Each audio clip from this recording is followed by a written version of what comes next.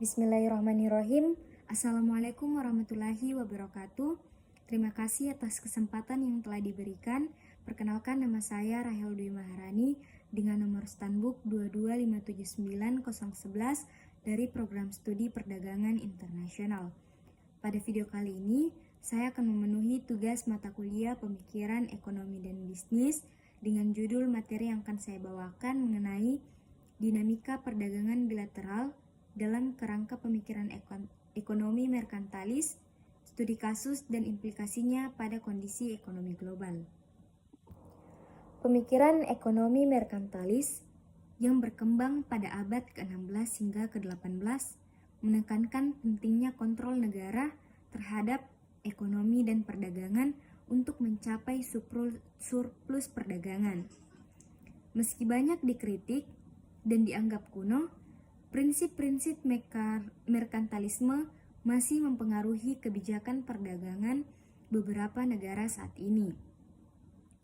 Dalam konteks globalisasi dan integrasi ekonomi, analisis dinamika perdagangan bilateral dalam kerangka merkantilis memberikan wawasan tentang bagaimana kebijakan proteksionis dan ekspor dorongan dapat mempengaruhi hubungan antar negara.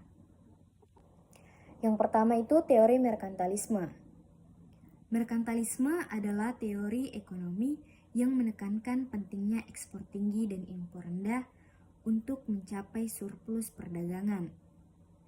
Kebijakan merkantilis melibatkan intervensi pemerintah seperti tarif dan kuota impor untuk melindungi industri domestik dan meningkatkan ekspor.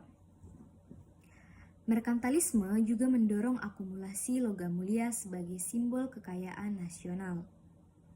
Ekonom merkantilis seperti Thomas Mun dan Jean-Baptiste Colbert percaya bahwa kesejahteraan suatu negara bergantung pada surplus perdagangan yang dihasilkan melalui kebijakan proteksionis. Selanjutnya, perdagangan bilateral. Perdagangan bilateral melibatkan pertukaran barang dan jasa antara dua negara. Kesepakatan perdagangan bilateral seringkali dirancang untuk mengoptimalkan keuntungan kedua belah pihak. Namun, dalam kerangka merkantilis, tujuan utamanya adalah memastikan surplus perdagangan bagi satu pihak. Studi literatur menunjukkan bahwa perdagangan bilateral dapat meningkatkan hubungan diplomatik dan ekonomi antar negara, namun juga berpotensi menciptakan ketegangan jika terjadi ketidakseimbangan perdagangan. Selanjutnya, perdagangan bilateral. Perdagangan bilateral melibatkan pertukaran barang dan jasa antara dua negara. Kesepakatan perdagangan bilateral seringkali dirancang untuk mengoptimalkan keuntungan kedua belah pihak. Namun, dalam kerangka merkantilis, tujuan utamanya adalah memastikan surplus perdagangan bagi satu pihak.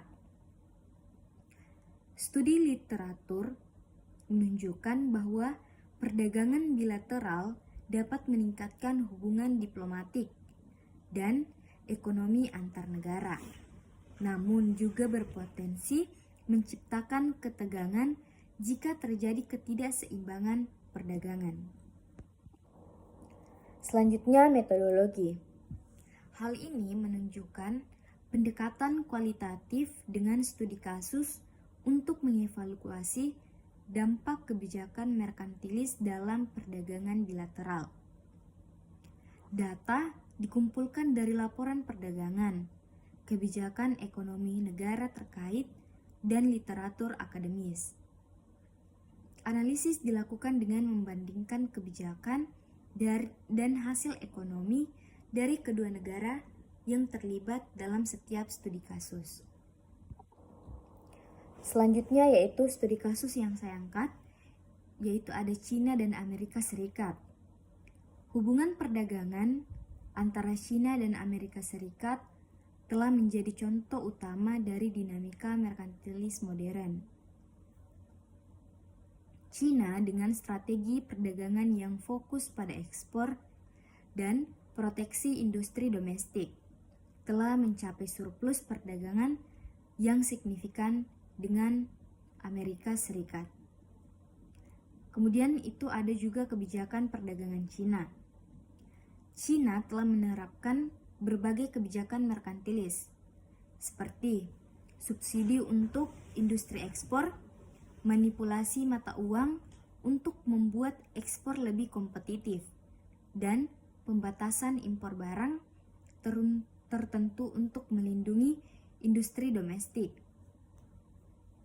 Kebijakan ini berhasil meningkatkan surplus perdagangan Cina dengan banyak negara, termasuk dengan Amerika Serikat. Kemudian, reaksi Amerika Serikat telah menanggapi surplus perdagangan Cina dengan memperlakukan tarif impor tinggi pada berbagai produk Cina. Tujuannya tidak lain dari kebijakan ini adalah untuk mengurangi defisit perdagangan Amerika Serikat dengan Cina dan melindungi industri domestik dari kompetisi yang tidak adil. Selanjutnya yaitu studi kasus yang saya angkat, yaitu ada Cina dan Amerika Serikat. Hubungan perdagangan antara Cina dan Amerika Serikat telah menjadi contoh utama dari dinamika merkantilis modern. Cina dengan strategi perdagangan yang fokus pada ekspor dan proteksi industri domestik telah mencapai surplus perdagangan yang signifikan dengan Amerika Serikat. Kemudian itu ada juga kebijakan perdagangan Cina. Cina telah menerapkan berbagai kebijakan merkantilis seperti subsidi untuk industri ekspor, manipulasi mata uang untuk membuat ekspor lebih kompetitif, dan pembatasan impor barang tertentu untuk melindungi industri domestik. Kebijakan ini berhasil meningkatkan surplus perdagangan Cina dengan banyak negara, termasuk dengan Amerika Serikat. Kemudian, reaksi Amerika Serikat telah menanggapi surplus perdagangan Cina dengan memperlakukan tarif impor tinggi pada berbagai produk Cina. Tujuannya tidak lain dari kebijakan ini adalah untuk mengurangi defisit perdagangan Amerika Serikat dengan Cina dan melindungi industri domestik dari kompetisi yang tidak adil. Adapun implikasi pada kondisi ekonomi global yaitu pendekatan merkantilis dalam perdagangan bilateral dapat menyebabkan ketegangan internasional dan perang dagang. Surplus perdagangan satu negara seringkali mengakibatkan defisit pada negara lain yang dapat memicu kebijakan persoalan dan mengganggu stabilitas ekonomi global. Dalam jangka panjang, ketidakseimbangan perdagangan dapat mengurangi efisiensi ekonomi global dan meningkatkan risiko konflik ekonomi antar negara. Kesimpulannya bahwa dinamika perdagangan bilateral dalam kerangka merkantilis menunjukkan bahwa strategi untuk mencapai surplus perdagangan dapat berdampak signifikan pada hubungan internasional dan stabilitas ekonomi global. Meski efektif dalam jangka pendek untuk meningkatkan kekayaan negara tertentu, dalam jangka panjang pendekatan ini dapat menyebabkan ketidakseimbangan dan konflik perdagangan. Sekian materi yang dapat saya sampaikan. Apabila ada kesalahan kata maupun informasi, saya memohon maaf dan semoga apa yang saya sampaikan bisa bermanfaat bagi teman-teman yang menonton. Wabillahi taufiq wal hidayah.